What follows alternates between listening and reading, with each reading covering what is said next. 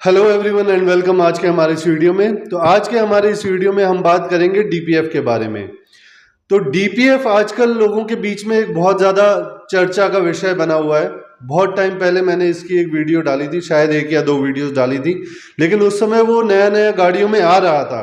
पर अब वो गाड़ियां लोगों के पास हैं, उससे होने वाली दिक्कतें लोगों को होती है। और जाहिर सी बात है, जो इंसान ये वीडियो देख रहा होगा या तो सीखने के लिए देख रहा है या इसलिए देख रहा है कि उसको दिक्कत आ रही है। अब दिक्कत क्या आ रही होगी उसे, कि उसकी गाड़ी में एक सिंबल बन के आता होगा डीपीएफ का, साइलेंसर का, और गाड़ी में पिकअप नहीं होता होगा, गाड़ी जो है खिंचाई नहीं करती होगी। बहुत सारे सवाल मन में आते हैं कि मैं ऐसी गाड़ी को चलाऊंगा तो कोई नुकसान तो नहीं होगा, या इसको मैं कैसे सही करूं। कंपनी वाले कह रहे हैं कि साइलेंसर जो है दूसरा डाल दो, डीपीएफ दूसरा डलेगा, क्या मुझे करना चाहिए। तो इस वीडियो में अभी हम देखेंगे और कोशिश करेंगे कि जल्दी से देखें। तो सबसे पहले देखेंगे कि डीपीएफ होता क्या है। तो सबसे पहले हम बात करेंगे कि डीपीएफ होता क्या है।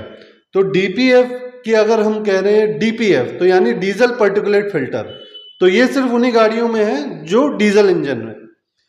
लेकिन जीपीएफ, गैसोलीन पार्टिकुलेट फिल्टर, भी लग करके आता है जो अच्छी हमारी पेट्रोल की गाड़ियां होती हैं। लगा क्यों होता है, ये देखो, ये आप स्क्रीन पे देखो, ये हमारा इंजन है, ठीक। अब इंजन है तो इंजन जब काम करना चालू करता है तो अंदर प्रदूषण बनता है। वो प्रदूषण देखो, पहले क्या होता था कि यहां से निकल करके सिंपल एक साइलेंसर है, साइलेंसर से आगे निकल गया। लेकिन अब ऐसा नहीं होता। अब क्या है, अब वो सबसे पहले आएगा, ये आपको देखो यहाँ पे ये डीओसी मिल रहा है, यानी डीजल ऑक्सीडेशन कैटलिस्ट, फिर आपको डीपीएफ मिलता है और फिर एससीआर मिलता है। इंजन में दो प्रकार का प्रदूषण निकलता है, एक होता है नॉक्स, नाइट्रोजन ऑक्साइड, और दूसरा होता है सूट मास, यानी कार्बन के जो कण होते हैं। तो सूट मास को पकड़ने के लिए जो हवा में ना जाए, ये डीपीएफ लगा रहता है, डीजल पार्टिकुलेट फिल्टर, जो सूट मास को अंदर पकड़ लेता है। नॉक्स को खत्म करने के लिए होता है आपका ये एससीआर यूनिट, यूरिया वाला डोजर यूनिट। तो आपकी गाड़ी में डोजिंग यूनिट भी होगा, एससीआर भी लगा है और इधर डीपीएफ लगा है। अब ये डीपीएफ चोक हो जाता है। चोक क्यों हो जाता है, चोक इसलिए हो जाता है, ये देखिए यहाँ पे, ये आपका डीपीएफ है, यहां से अंदर आपके जो इंजन से एग्जॉस्ट निकल रही है वो गई, और यहां पे आकर के वो रुक गई। सारा कार्बन यहीं रह गया और गैस यहां से आगे की तरफ निकल गई। कार्बन यहीं रुक गया, गैस आगे निकल गई। कार्बन यहां रुका, गैस आगे यहां से निकल गई। तो कार्बन रुक रुक के क्या होता है कि अल्टीमेटली ये डीपीएफ हो जाता है चोक। अब इस डीपीएफ को दोबारा से क्लीन करें, ये भी ऑटोमेटिकली होना चाहिए गाड़ी में, क्योंकि बार बार तो आप नई गाड़ी में से निकाल के नहीं ले जाएंगे। तो वो ऑटोमेटिक कैसे होगा, उसके लिए दिया है यहाँ पे डीओसी। तो डीओसी में टेम्परेचर बढ़ाने के लिए दिया हुआ डीजल ऑक्सीडेशन। तो डीजल का ऑक्सीडेशन यानी डीजल जलता है यहाँ पे, और जलने से टेम्परेचर बढ़ता है।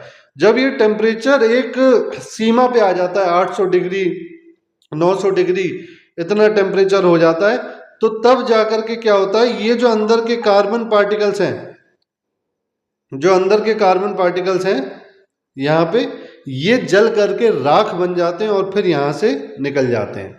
तो इस तरीके से जो है आपका डीओसी या काम करता है डीपीएफ को क्लीन करने के लिए, ऑटोमेटिक रीजनरेशन। अब बात आती है कि आपको दिक्कत आ रही है कि बार बार लाइट आ रही है। तो बार बार लाइट भाई साहब इसीलिए आ रही है क्योंकि यहाँ पे जो है आपका कार सूट मास जमा हो गया है, और ये जो सूट मास है ये जमा हो गया है। तो यहाँ पे देखो ये डीपीएफ है, तो इधर और इधर एक सेंसर लगा रहता है जिसे कहते हैं डेल्टा प्रेशर सेंसर, कि इस डीपीएफ के अंदर प्रेशर तो नहीं बन रहा, क्योंकि साइलेंसर है, फ्री होना चाहिए। अगर प्रेशर बन रहा है तो इसका मतलब ये चोक है, तो वो लाइट आ जाएगी सबसे पहले।